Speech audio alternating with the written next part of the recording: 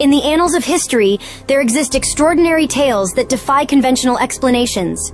One such enigma revolves around the case of Marcum, a man who allegedly transcended the confines of time itself. But was he really a time traveler, or merely a madman caught up in imaginative fiction? Time travel asks fundamental questions about our universe and is a concept that is widely regarded to be impossible. Nevertheless, there have been strange cases throughout human history that raise more questions than answers. At some point in time, madman Marcum was one of them.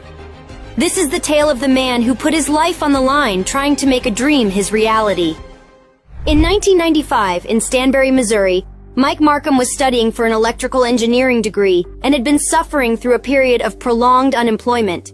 His financial circumstances were dire, but he held fast to the belief that if he could somehow manage to fund his personal projects, he'd stumble upon one of the greatest inventions ever known. At the age of 21, those around him reported that he had begun to deteriorate into obsessiveness. At the time, he was working on an electrical design known as a Jacob's ladder, which is a simple electrical device consisting of two metal conductors angled upwards. When a high voltage is applied, an electric arc forms and travels to the very top.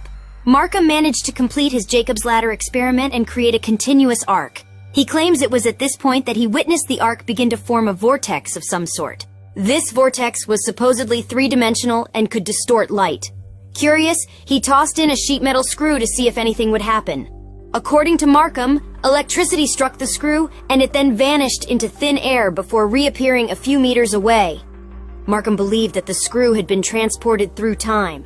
Before he could retest his theory, the contraption suddenly caught fire and burned up. Marcum desperately wanted to upscale the experiment. He hoped that if he could find the means to build a machine, he could travel forward in time to get the winning lottery numbers, then back to the present day. He realized he would need to purchase stronger transformers, but these would cost upwards of $20,000. His plan appeared to be doomed, a hopeless endeavor. Yet in a moment of realization, he recalled something. There was a local power station nearby, and as luck would have it, it was unprotected. There, Marcum found 6 transformers, capable of generating several times the energy his experiment required. Once he had transported the transformers to his home, he connected them to a power outlet. However, once the power was turned on, the grid overloaded, sending the neighborhood into an hours-long blackout. The 6 transformers now burnt out were useless. Marcum later had a visit from the police, however. It wasn't in connection with the theft. It was rather a dispute with a neighbor regarding a blown-out screen door. Allegedly, Marcum had used a BB gun to shoot through the neighbor's screen, resulting in damage. Marcum insisted he had nothing to do with it, and blamed it on his roommate, as his roommate was the only one within the residence who actually owned a BB gun. Acting in retaliation, Marcum's roommate told the police about the transformer theft, even pointing them in the direction of the outside shed where they were housed. After the police successfully recovered the stolen transformers, Marcum was arrested and taken to jail. However, he was only given a minimum of 60 days. This was due to the statements he had uttered during the trial. According to the judge and the arresting officer, Marcum had confessed to the crime, stating that he had successfully figured out how to build a time machine. The judge, thinking Marcum was somehow mentally impaired and in the throes of delusion, handed out a more lenient sentence. The experience was widely publicized, being printed in the local newspaper. It was then picked up by a paranormal radio show called Coast to Coast AM, hosted by Art Bell. Marcum appeared on the show, detailing his experience in the hopes of receiving additional funding for his time travel experiment. He told his story as well as his theories surrounding time travel and the electromagnetic vortex he had created. Marcum shared his number with the listeners of the show and successfully managed to accumulate large donations, tips, and spare parts to further his plans. Marcum managed to utilize the donations received to construct a machine that ran at 3 megawatts, a much more sizable construction than his previous experiment. Appearing again on Art Bell's show a year later, Marcum declared that this contraption was big enough for a grown man to walk through, and that he intended on being its first test subject. It was at this point that Art Bell declared Marcum a madman, a moniker to which Marcum responded well and decided to use from there on out.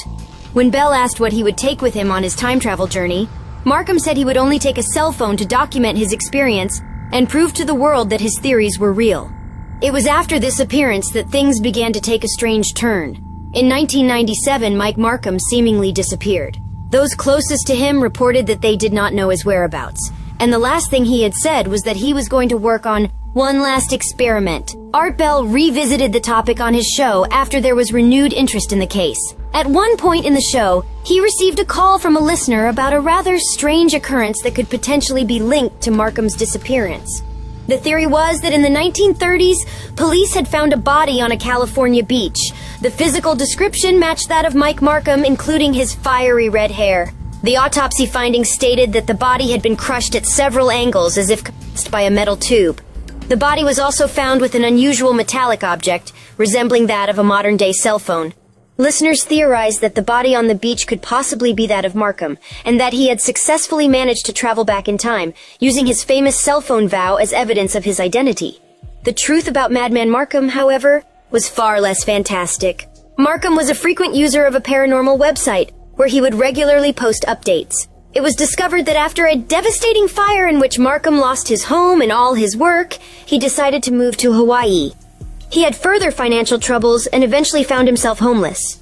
In 2022, the time travel rumors were debunked, as Marcum posted on the website Paranormal Forum that he was alive and well, and trying to return to the United States to settle in Ohio.